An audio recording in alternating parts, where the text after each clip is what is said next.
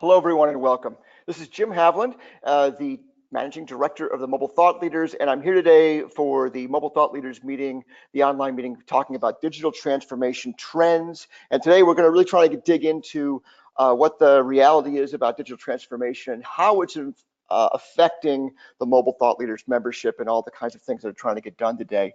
We've got a great panel today and a lot of great content to cover, so we're going to move pretty fast. If you do have questions, please raise them as they come up, and we will do our best to address them in flow here. And the content is available for download. There's a lot of materials that we're referencing in here that you might want to get to later. Some links in the content. So I highly recommend. This is going to be worth a download, especially if you're trying to explain digital transformation to the leadership in your organization, something that Mobile Thought Leaders face quite a bit. So if you're new to Mobile Thought Leaders, it's a organization that's a global organization, over 2,000, closer to 3,000 now people around the world in various organizations that meet online. They meet at live events in various cities, and they conduct research projects. So it is a membership-based organization. The cost of membership is participation. So congratulations, you are all now Mobile Thought Leaders. Some great links down there. The Mobile Thought Leaders website, plenty of content there if you're looking to go do things. And we also have member concierge introductions that we do. So if you're looking for someone who's done something like what you're trying to do and you also want to talk to a peer about that, we can help you find that peer anywhere in the world. So we'll be talking today from one of our recent research projects. This is a rather hefty report that we put out every year around mobile strategy. It's really transitioning into digital transformation strategy. You'll see that in the report. And some of the assets we've created from that, some of the smaller assets that are available on the Mobile Thought Leaders website, and also I think Vox Mobiles, we're posting all those as well. Look for that stuff. It really does help quite a bit when you're trying to plan, not only plan your project, but give you the justification for some of those projects as you move forward. So let's introduce the panel today. First, we're very lucky to have Robert Ruelas from VMware. Robert, thank you so much for joining us today. Glad to be here. Thanks, Jim. No, Robert, I know the Mobile Thought Leaders, obviously most of them have some form of VMware infrastructure in their world. So we're always it's always great to be able to get the input from the VMware team. You've been with VMware for quite some time? Yeah, I've been with VMware for a little over 9.5 years. So it's been a great opportunity to be here. And you've certainly seen the change from us talking about mobility to this place where it was, EMM and now EUC and then really as part of the digital transformation. And it's really been interesting for me to watch how VMware has really embraced digital transformation as a theme to how to think about the product stack. And I know everybody up and down the chain talks about that because it's not just infrastructure, it really is about digital transformation for you guys, isn't it? Yeah, it really is. I mean, if you look at my background, I'm a mainframe trained SE on VMES. Actually, some would argue the first virtualization Sure. technology that was out there, right? I also launched the first PCAT, right? So if you go back, that was 34 years ago, right? That was like the launch of the PC era, right? This morning I had Brian Madden on with about 250 of my team talking about the history of PCs and the future in terms of moving towards mobility and mobile workflows and those types of things. But it's hard to imagine that we've gone from this PC era, right, or to what's possible right now with mobile devices and what's possible from an internet perspective and SaaS apps and mobile apps and those types of things, right? But it's been an incredible journey, if you will, as we both at IBM trying to digitize everything that was there, but again with client server technology, with PCs, and then with mainframes, and then to see the launch of Microsoft, if you will, right? And now look at, I would say at the mobile devices, they're only 10 years old, right? But it's been more powerful than anything we had back in the day. I know that for a fact. Yep. I call and Rob Seaman. I talk about them as having a supercomputer in your pocket at all times. So Rob Seaman from Vox Mobile, I know Vox, and what you do for Vox, Rob, quite often is just really spend time with end users and customers, figuring out how to make this stuff work. And so you'll represent the voice of the customer a little bit, and I know a lot of people are still in those early stages of they want digital transformation, but it's still a struggle to get there. I actually like that job title we have up there. I'm the vice president of Vox Mobile. Well, you cover a lot of territory, so. But you nailed it. Say, listen to our customers and the problems that they're having, and see how we can help. Very good. All right, and so let's talk about. So what we're going to talk about today, we're going to talk about what we're defining as digital transformation. And I did, as I always do for these events, bring together some more resources so we can just look at what's really happening right now. From the time we start talking about an event to the point where we have it, sometimes the news cycles change quite a bit. And a spoiler. There's definitely buzzword status for digital transformation. You can find 1,000 articles a day on digital transformation. My Google alerts tell me that that's true, but certainly there's some consistent themes that I think that are out there that are very important and useful for the Mobile Thought Leaders membership that we'll cover today. And we'll ask the question: is digital transformation for everybody? And where it's being applied for great benefit. And sorry, yes, it is for everybody. You don't have any more time to wait. You have to get on board because it's happening right now. But we'll give you some caveats about where that is, and then how can you help support your organization's next steps? We are going to be launching a Mobile Thought Leader study on digital transformation here coming up. And we'll be kicking that off here before too long. So we'll give you some preview of what that looks like. But the great news here is, and I guess this is back to you, Robert. We're figuring out that people are going to like their new jobs. They go from this place where they're really managing infrastructure to really helping with innovation in digital transformation. For the most part, people are liking those new jobs, aren't they? Yeah, and I guess I would step back a little bit, Jim, and talk about innovation, right? I would say that that digital transformation is not for anyone who doesn't want to change. It's not for anyone who doesn't want to innovate. And I'll tell you, when we did our prep meeting last week on this session, they had just done a broadcast on the last Blockbuster store in the U.S. Sure. Actually, it's the last store anywhere, right? And you think about Blockbuster, right? Go back and take a look at today, right? The largest hotel chain doesn't own a hotel. The largest auto rental company doesn't own a rental car, right? The largest retailer until they bought Whole Foods, yeah. Whole Foods, they didn't have a grocery store, right? And you think about those scenarios, right? If you're going to stay in business, you're going to have to do digital transformation. If you're going to stay in business, you're going to have to figure out, how do I innovate, right? Because the reality is that everyone that's your competitor is figuring out, how do they get more market share from you? How do they do things more effectively than you do it, right? That's right. Now take a look at this particular perspective, right? If you look at millennials, our perspective, what we talk about is, it's really around end user experience. It's around end user engagement, and it's around, how do you make them more productive so that they can go do their jobs more effectively, get more market share, fill more orders, process more business, go figure out how to land some more services for you, right? We think it's those three tenets, but the reason we think you've got to do that more so now than ever, not just because of the competition, but second of all, look at your incoming workforce.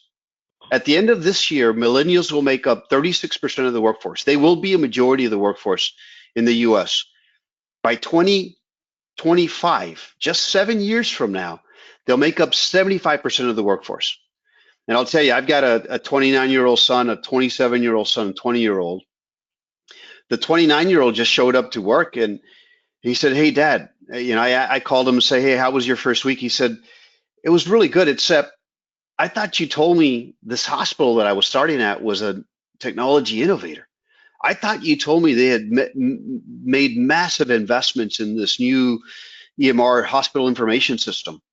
And I said, well, yes, on both fronts, big investments, big deployment. And he said, yeah, I just went through training, 2 days worth of training. He goes, Dad, do you understand? I've never been trained on any technology in my life. And I just spent 2 days of training on this new system, which was a huge investment. And I'll tell you, he goes, I've never seen anything so backwards.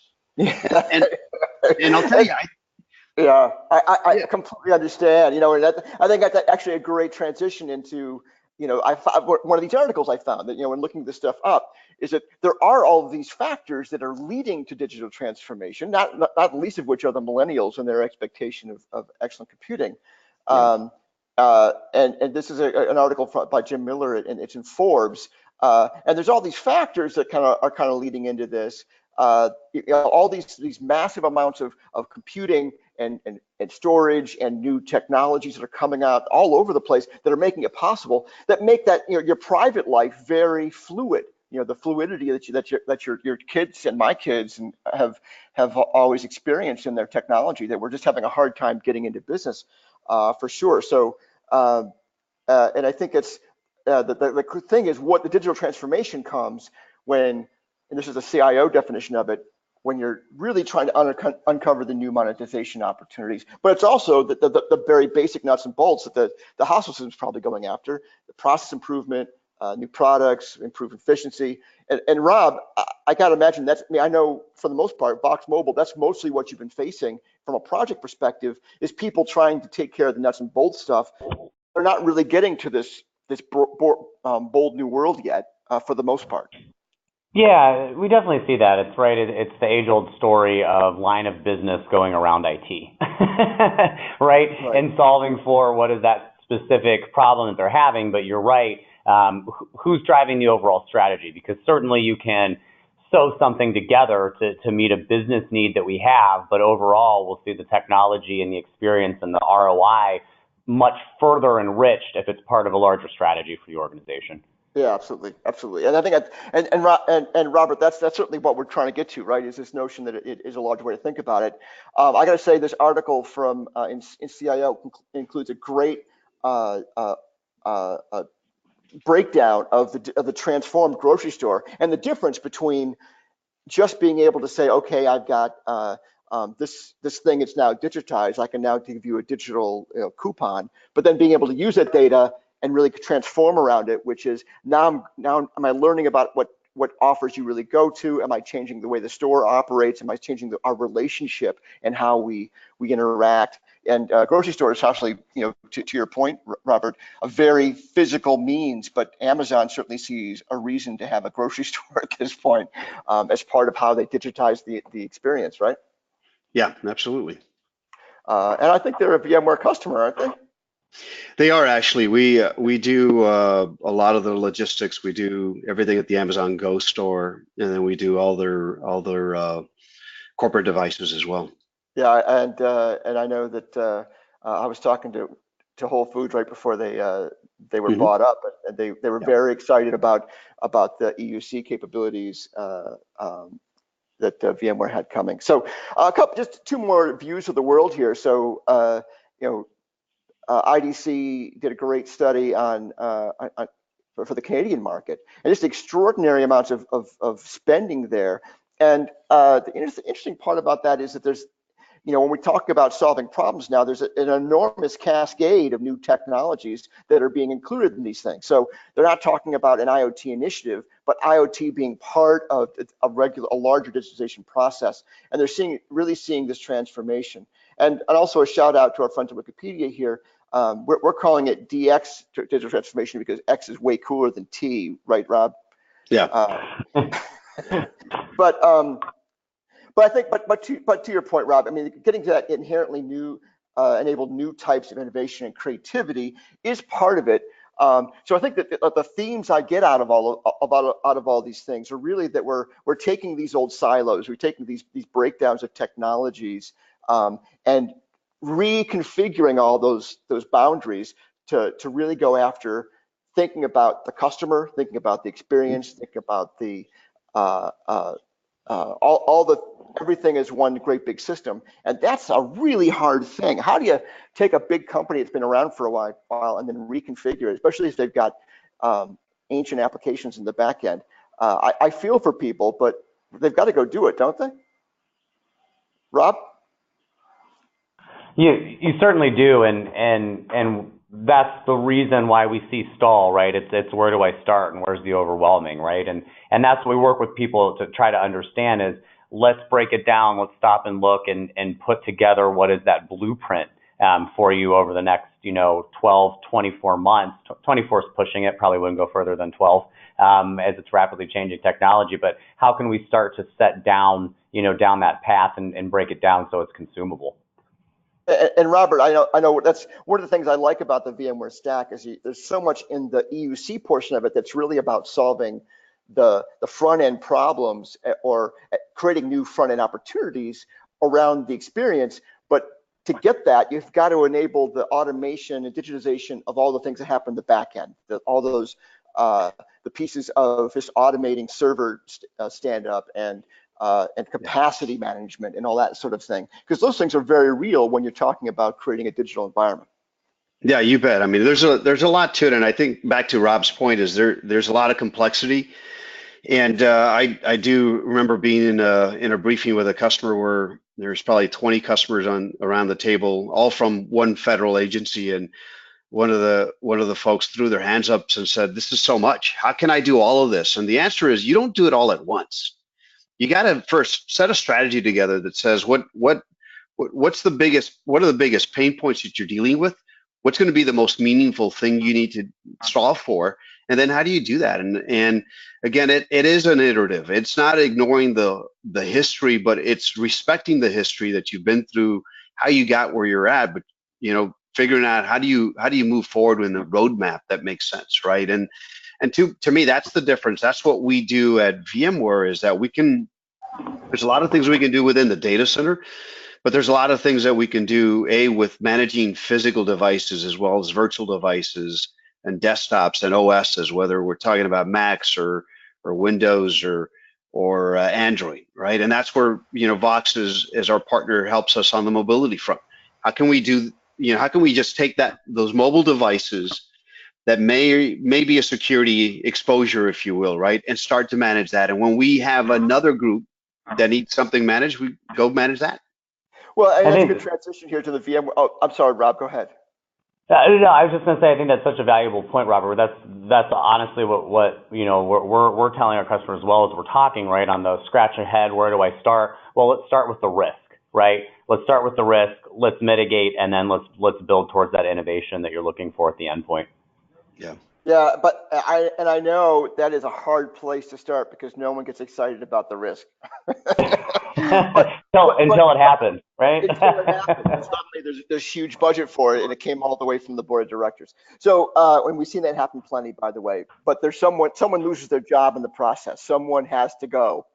It happens. So cautionary tale. So this is a great transition, actually, for Robert, for looking at the VMware definition of digital transformation, and it's interesting how it really includes this modernization of the data center, including taking on the cloud piece of it. Looking at that digital workspace, which I know is workspace one, is really what I see people like starting to talk about it now. They're just getting to the place where they understand the value, and we've got some great mobile thought leaders research and documents on this. The value of identity management, the value of any application, any device, and having that all managed in the back end in a very fluid way, and really being able to talk about transformation of data center security. I know the idea of virtualizing the network. I've been to VMworld, and I know a lot of people still kind of scratch their head over about that, what it even means. So we have plenty of places to go here in figuring out how to get the digital transformation in up and down the stack, I think. Mm-hmm. Yeah, Jim, the way I would just start, right, is that this is about how do you digitize as much as possible, right? And then second, how do you create these platforms where you can kind of free up physical assets. When we talk about virtualizing the network, we're really talking about going from proprietary networking gear and bringing the same tenets of pooling, same tenets of virtualization of the data center. What I mean by that is compute, storage. We're taking it to the network as well. You can virtualize a lot of the network functions and just put it on industry standard hardware. And it's cheaper, it's less expensive, but more importantly, it's much more flexible. And you can do things like micro segmentation without having to set up physical firewalls. Right? It's just virtualized. It's in software. It's easier to be able to manage, easier to be able to set up, easier to be able to coordinate around specific applications, for instance, or around databases, or around certain user types. And to do that in the past, that was physical. Yep. It was expensive, troublesome, difficult to do, and you needed a bunch of network specialization engineers. And that's what we're doing is we can basically virtualize compute, memory, storage, and network. Now, what we've done on digital workspace is we can now do just about any application on any modern OS. I mean, Windows 10, Mac, iOS, or Android, right? And we can basically serve up an application in any of those OSs, right? And not worry about physically having to shove applications into physical pieces of hardware. Right, well, and then making hardware decisions based on which ones can you shove more applications into, right? Or make it easier to. Instead, you're really focused on what are the devices my users really need to do based on the applications and the work that they need to get to do. Right. I know that I want to catch up a little bit here, but could get some of this stuff, but we'll talk about how the culture is the important part, because I think that's still a hard thing for people to wrap their head around, is this notion of, I don't have to worry about the hardware anymore. I have to worry about the endpoint anymore, and that's a tough one. And Rob, you alluded to it. I know one of the things that we've got some customers really rely on your consulting products, the mobile maturity product and the transformation, that really is the transformation readiness and the blueprint. Great call outs there for ways to kind of breaking it down into smaller bits so you can sort of attack these things where the value really lies. Rob, I imagine you'll be happy to talk to anyone about those if they were curious. Yeah, certainly. And I think, the biggest part there is education in the platform of what Robert was talking to. I read, not sure it was so recent, but a Gartner report recently that I read that was people are using 40% of the capabilities within their platforms, right? So within the workspace ones that you have. And that's what we find so much when we go through the consulting. We're not coming and asking for budget. We're not coming and asking for money. You already have Workspace ONE. These are all the things that can do that you're not doing, right? This is just your time, right? There's no other add-on here. And that's a great teaser, because actually we're going to show that here when we get to what your next job here is towards the end of exactly how beautiful and sexy it can be when you start taking advantage of all of these things that come out of having digitized systems. Is you now have data that you can respond to, and it's you've got beautiful data, which I get very excited about. Well, let's go back to our friend Jim Miller here. So is it for everyone? His take on it, as I alluded to, accept the inevitable. I think, as you both mentioned, that pretty much every business model is now a target for digitization. Someone somewhere is thinking, "Wow, this would be better if there was an app for that." And because certainly there's plenty of people that think about it, and millennials are amongst them, that think about things in an entirely different way, aren't bought into the things that we thought were standard years ago, so we see these transformations happening all over the place. But I thought this, you mentioned Gartner, Rob, this recent report here looking at transformation, and the fact of the matter is, most of the projects that are going out there are only a little bit of transformation. They're mostly still trying to get to that optimization, getting to utilization of those platforms, improvement of the current operations. So you're basically killing two birds with one stone 51% of the time. But as opposed to having to bite it all off. But Robert, there's so much to go get, but you can take care of both problems at once. Yeah. Absolutely. Yeah, absolutely. I mean, I think In fact, I don't think you can separate them. I mean, I think this is about how do you innovate, and I think the innovators are going to be, digitizing and transforming their business, right? They're going to have flexibility in terms of device to use, for instance. They'll have better security because they're managing end to end from the application of the devices, for instance, and they're turning things upside down and looking at things from a user perspective Yeah. versus an IT perspective, if you will, right? Or a Yeah. device centric perspective. Well, and I think that touches on this MTL survey that we did. It was part of the survey I talked about earlier, the research project. And Rob, we see this all the time. These are the lines of business, functional groups have enough money and have the business reason to go apply an as a service somewhere that goes and solves a problem.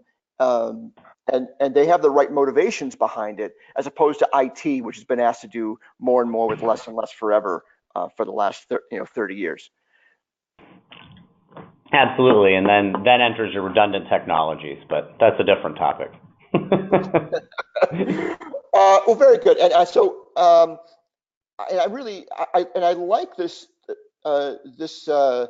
looking at the breaking down the organization in different ways. Kind of like we did with the mobile maturity assessment there, which is you could apply the digital transformation assessment as well. But breaking it down in all these different ways of getting down to those parts where, okay, this is something I can go attack. And there's a lot of great models for how this gets done, that can give everyone confidence that, yeah, we're doing both things. We're actually accomplishing some transformation. But to Robert, your point, it's about how are we innovating, because we have to be innovating, whether we're improving efficiency or actually changing the experience in some way. Just moving forward is the point. All right, so let's just keep going. Let's move on to this section, because I think this is an important one to spend some time on, how we're going to support digital transformation. Now, going back to Jim Miller here, we already talked about how he talked about accepting the inevitable, that you have to go do this. But then looking at his guidance on where to go look for these things and how you can go help, look at the nexus of atoms and bits. And Rob, I like this as a notion, that this, he says it somewhat esoterically, but still, hey, where's their physical stuff that can be digitized? And it's that simple. So we still see people plenty of, I know you've got some projects going on right now where you're still changing paper forms into apps. Yeah, absolutely, and I think the positioning of that, right, is where we start to see traction in the organization, right? So everyone obviously fully invested in the enterprise and anything that was outside customer facing, right? To have an app to do these different things, to interact with their outside customers. But as we start to talk to organizations and show them through this mapping that if we do these internal things, we can expose this out to your customer base. That's when we see eyes really start to light up and people really start to understand what is that power, right? But putting all of those atoms and bits together and then changing your customer's experience.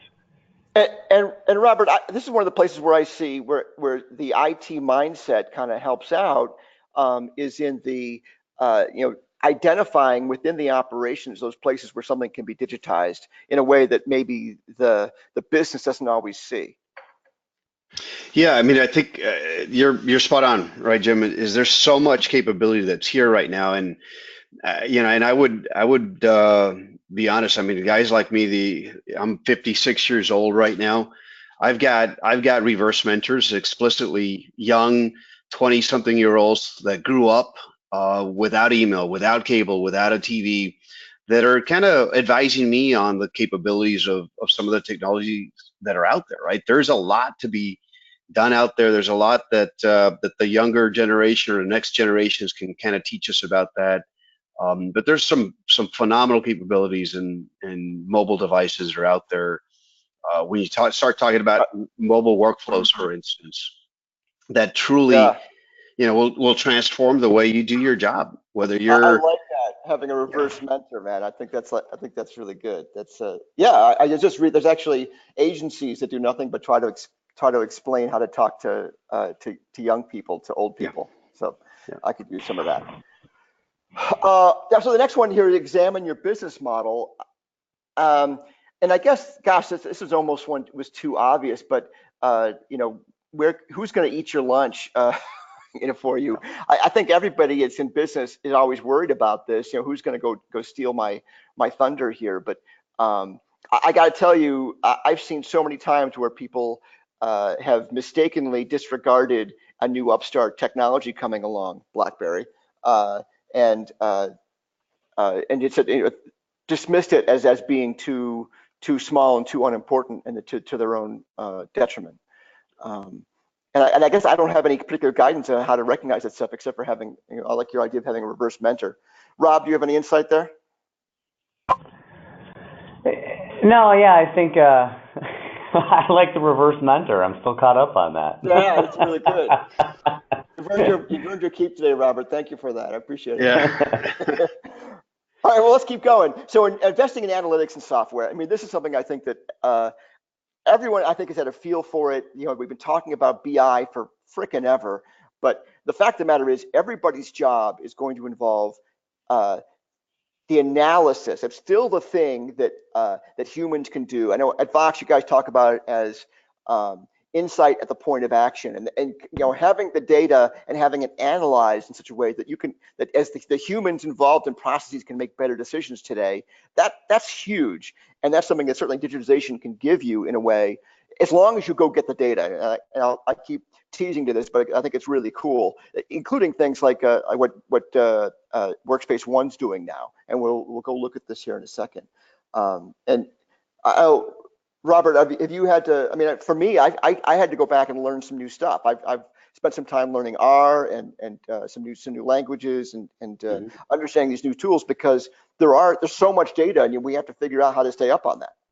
Yeah, absolutely. I mean, I think data analysis, data analytics, and by the way, just even not just from mobile devices, right? But also from some of the IoT devices that are in the store right now, right? And then turning around and reusing that data for how to set up the store, for instance, right? How to more intelligently do propensity to buy for your potential clients, for instance, right? Or even more fundamental than that, how about if I start investing in the apps that my users are using and stop spending and wasting money on apps that they're not using? I mean, pretty fundamental, pretty basic stuff, right? But how are my users using? What apps are they using? When are they using them? How are they using them? Are they on cellular or Wi-Fi? And how do we do more of the things that they want, that they're finding to be productive for them, right? Yeah, exactly. Stuff that we've never had those insights before, really. Yeah. And now we certainly do. And then say this last one. Think about your teams. And I think this is something that's we didn't spend much time on earlier, but I see this in all of these things. Is thinking about teamwork in a different way. And we haven't brought it up yet, but Rob, I know that I face it every day, that the notion of agile as an approach to these things, once again, it's something that developers really started with, but we're now seeing it being applied to all kinds of different ways of doing business. This new forms of collaboration, these cross-functional teams. Yeah. These are all hallmarks of people that are being successful in digital transformation that it can't be ignored, right?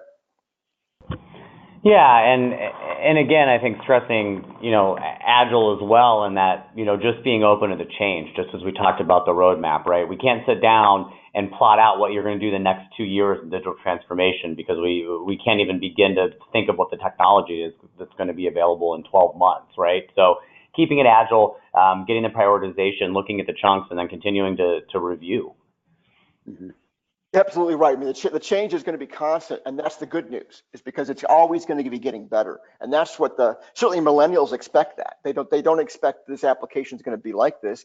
They want to have an opportunity and an easy way for them to give feedback, because they expect that when they look at it next week, it's going to be better than this week, and not 9 months from now, not 2 years from now, but constantly better all the time. And so, I mean, part of this too, I mean, trying to get to this place where we're talking about what people's jobs are going to be and how they can help out. Gartner's been talking about this bimodal IT. Gosh, I don't know, Robert. It feels like it's been 5 years now that I went to symposium, and they first started talking about this, and this notion of, hey, you've got mode 1 down, where you've been efficient and effective as an IT organization for a long time, and and now you're being treated like a utility. Mode 2 is something different. Mode 2 is about how you participate in innovation and drive innovation and support innovation, and you've got to have a different structure and different job set and different capabilities to make that happen. It's a new IT department that has to live alongside the old IT department. I'm seeing people more embrace that. It only took 5 years, but people are starting to realize that that's true. Because certainly all the most successful companies were always like that. Amazon didn't ever operate a different way. Yeah. Yeah, Amazon's always been in this, right? And I think there's a couple of factors in that. One is, I think, just recognizing, like we talked about earlier, that digital transformation and innovation is really, that's what we need to do to not just survive, but to thrive in the new business, right? In the new economies, because everyone's after market share from us, if you will, right? I think the second piece of that, though, is how do you get your teams to be more collaborative, right? To drive the thought processes that will recognize where you can innovate. And some of that is, is saying, how do I promote innovation? How do I promote those new thoughts and new ideas? And some of that, by the way, is by being more inclusive, by not, alienating anyone on the team, whether they like sports or don't like sports, whether they voted Republican or Democrat or independent, right? And it's kind of creating this more inclusive, collaborative conversation where there's no penalties for ideas. You really want the ideas to bubble up, and because that's where things happen, not at the top, right?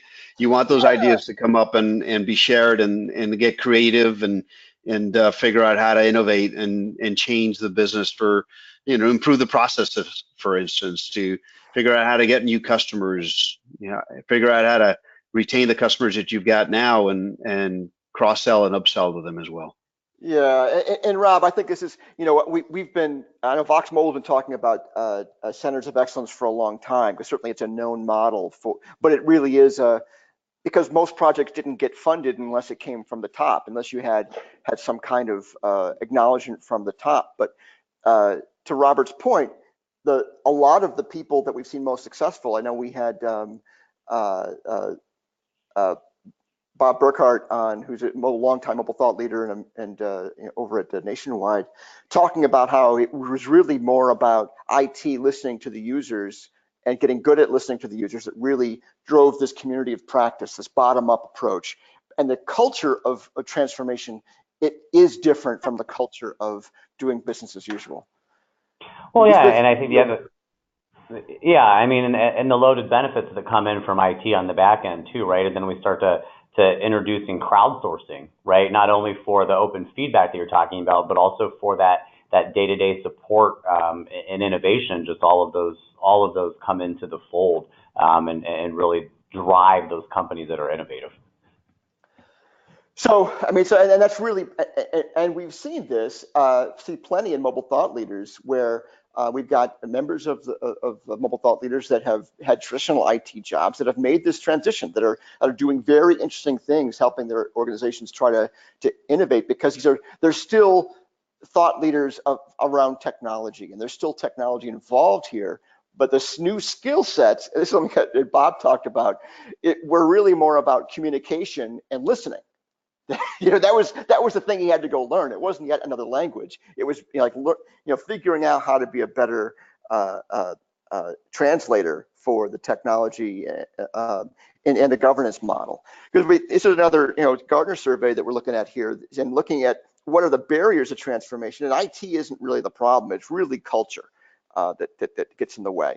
CEO commitment. We've talked about forever. That was the key to the centers of excellence, but the CEO had to love the COE. But finding that culture, Robert, to your point, and determining what that culture is going to be, and then trying to get there. And unfortunately, IT has to play a positive role for that actually to work. Yeah, I mean, I think what we're dealing with now is we're finally giving IT better tools to manage devices, to manage this end user experience, if you will, right? I mean, to me, I feel like this is one of the biggest areas of pent up demand, and things like SMS or systems management services, or SCCM for Microsoft, Jamf. Well, they're good starters. They aren't. They're SCCM, for instance, is 24 years old right now, right? Yeah. And I think we are now finally giving IT some tools and really a different methodology for looking at this, and freeing them up to be more efficient, more effective at managing, hundreds of thousands of devices and apps. And that's a great way of, that's a great, point of demarcation, because SECM, a great tool, a great innovation 24 years ago, because all of our PCs were actually PCs, and we needed tools to be Yeah, able to do it, but IT was still in the basement at that point, yeah, uh, and being asked to do more with less, as opposed to being asked to create more. Right. And I think that's yeah. really what transformation looks like, is that IT becoming part of the value creation part of the business, as opposed to just the caretaking part of the business. And Yeah, and exactly, Jim. And I think that's the biggest difference. The tools that IT now has is now giving them the ability to really transform the end user experience in a way that makes the end users more productive. Literally, I now am getting apps, by the way, from IT that are changing the way I do work. I mean, stuff that used to take me, net, stuff that used to take me a day, or let's call it an hour a day, it takes me 5 minutes now. yeah, And it's IT that's sitting in the back saying, "Hey, how do you like that, Rob?" You know what? I like it a lot. It's anytime you can make me be more productive like that, so I can spend more time with my customers, is going to be better for us, right? And I think we're now at that edge of technology, where technology has created those breakthroughs, that we do have those platforms like Workspace ONE that really can change IT's role from just keeping up.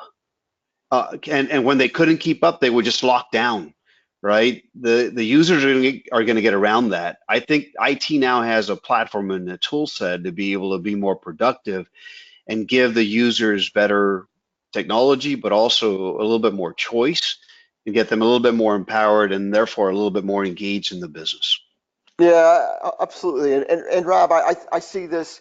We've been taunting it for a long time, with at Mobile Thought Leaders. I know Vox Mobile's been very supportive of this notion of getting past a place where we're just diagnosing or looking at the past, but to the point where, to Robert's point, that IT can now have the tools to be able to look at what people are doing, and then be able to do something about it. You'll be able to be predictive about what's going to be more efficient and effective for them.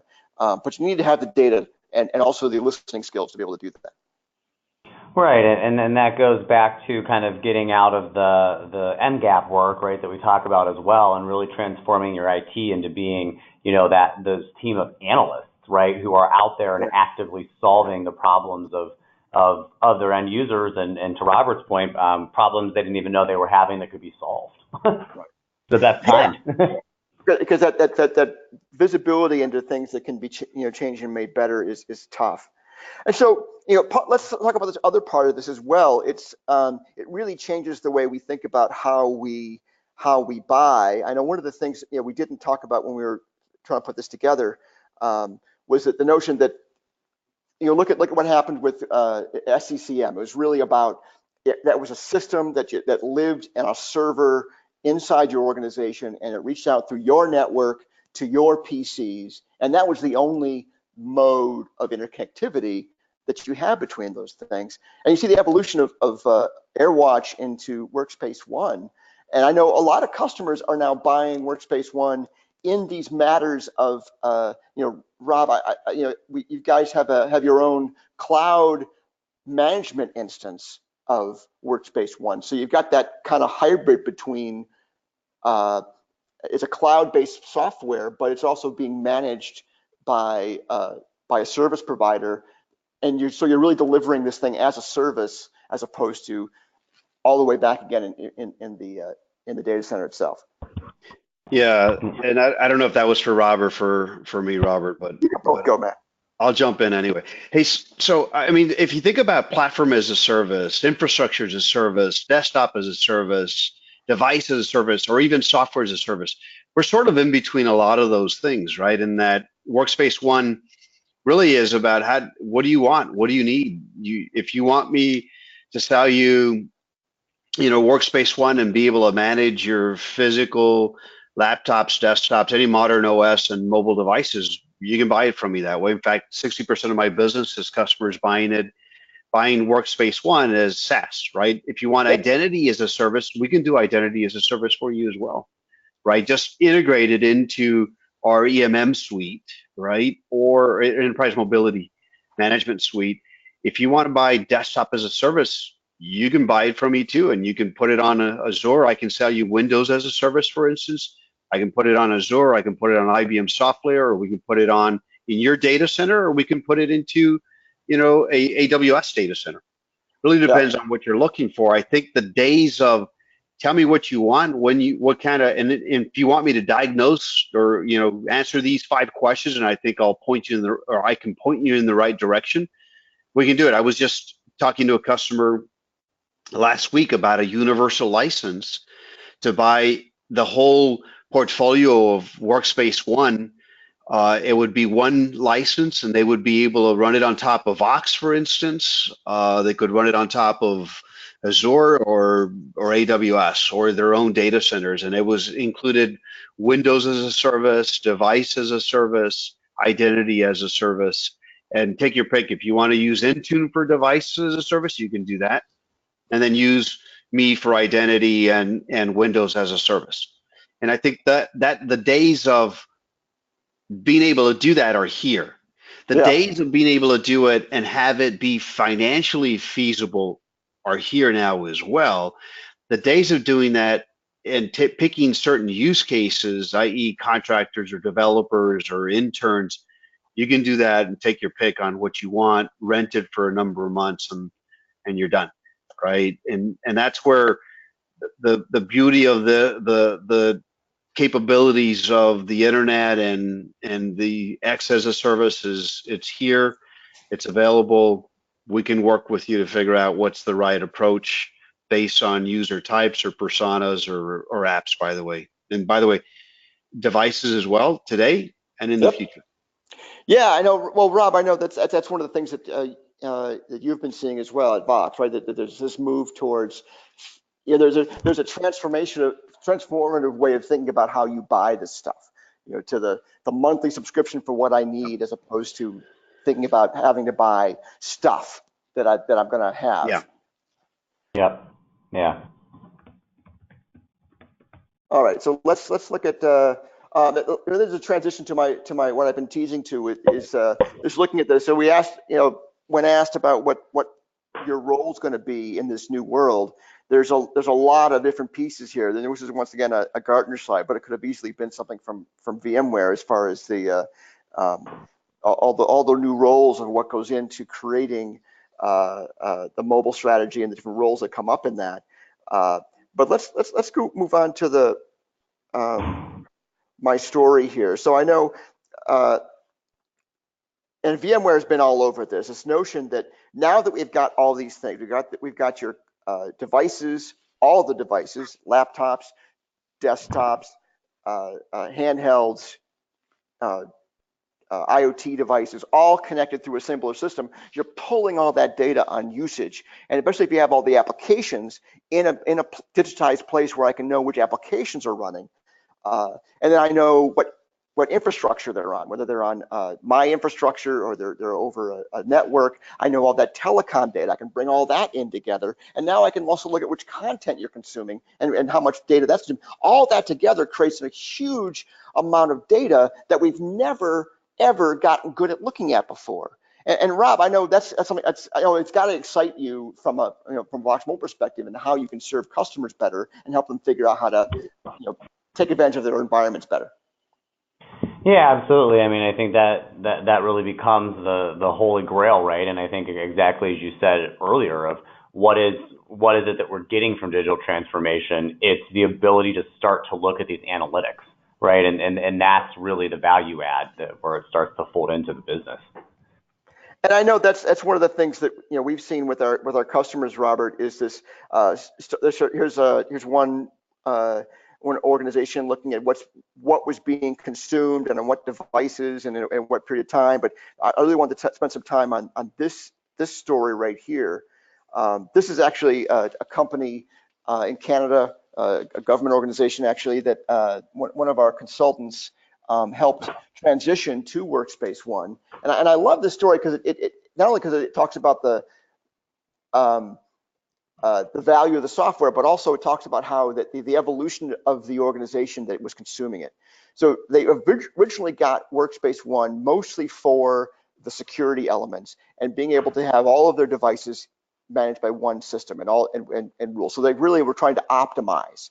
But as soon as they got it up and running, and this is Harj Osidu up in Vancouver, he started showing them the analytics from it, showing them, now that you've got this, now that and you started delivering these applications through Workspace ONE, now I can tell you about which applications different people are using, how often, by time of day, and how much time they're using on them.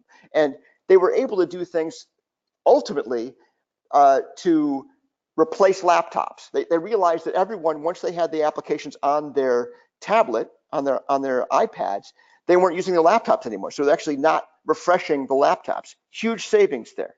They also started looking at their authentication and realizing how much time were people spending authenticating in different things, and was able to use that to say, hey, let's go back and get that time by putting single sign-on in place and getting to a better approach to identity.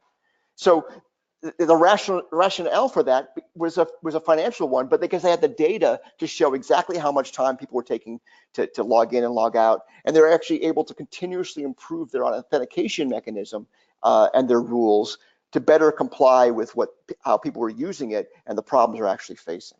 So they started out just trying to solve a couple of security and technology problems, but they ended up improving the user experience and having the tool set and the governance model for improving that user experience, because they had the data. They knew which data to look at to go, oh, people are now using this application more often and this one less often. Do I need to improve that application, or do we need to scrap it?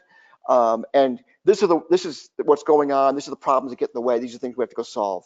So Robert, and this really goes back to the value of Workspace ONE, not only being able to solve all these problems, but bring all that data to one place and to give you the analytics tools to be able to go do something with it. Yeah, thanks, Jim. And I would just say that this is a classic example of customers that Vox is dealing with, right? And we're seeing a lot. And so I would just say that I think the work that Vox has done has been phenomenal. It's been awesome to pull these things out. For instance, but think of the power now. Right? We all know that these mobile devices.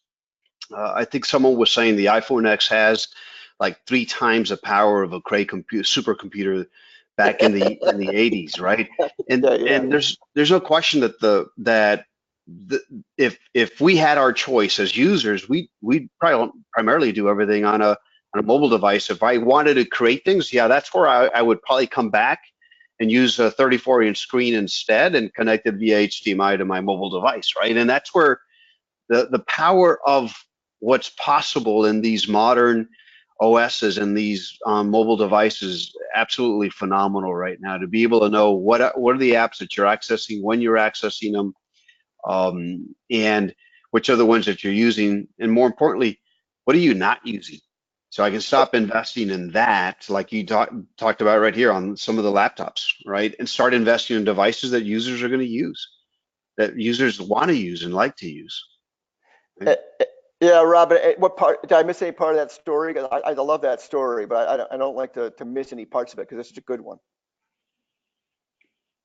Yeah, I think you certainly hit really there. We're on the broad strokes. I think what's been really interesting, right, is then just how this ROI has continued to build for that organization, right? And certainly as members of Mobile Thought Leaders, anyone out there, if you'd like to be put, in touch with them, we can certainly extend them the invitation to connect them as part of the membership.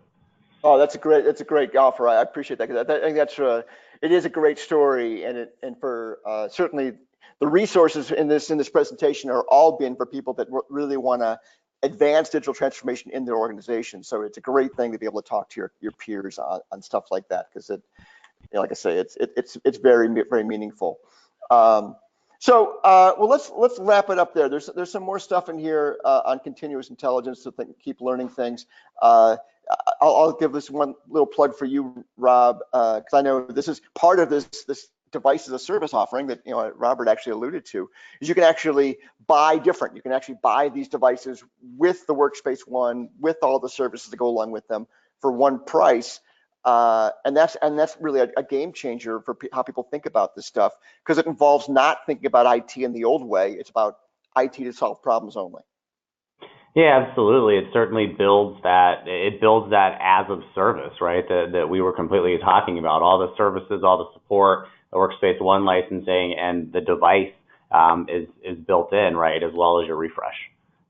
So certainly all inclusive package. Yeah, and I think that's to wrap it up. That's really the promise of DX, is that we're all going to get to that place where we're buying exactly what we need, and we're buying it in the smartest possible way, so we can focus on innovation. All right, well, Robert Ruelas, thank you so much for your time today. It's been great to have you on, and appreciate your insights, and especially your stories of the old days, because PDP 1123 Fortran 4, that was my first really big job. Nice, thanks. I think we're dating ourselves, but we're the old guys. I don't even know what you just said, Jim. I know. But Robert does. It's all for Robert. Rob, thank you as well. We didn't have any questions come in. Mobile Thought Leaders were bashful today. But like I said, we do have this will be recorded and available here shortly, in case you missed any part of it, or you want to share it with your friends and family. Please do so, and like all the materials linked in here, definitely download the deck, because there's some great resources in there that I link to. I highly encourage. I've done all the homework for you on finding great resources, so just take advantage of those. And but thanks everybody, and we'll look forward to seeing everybody again very soon. Bye now. Thanks everyone. Bye. Thanks.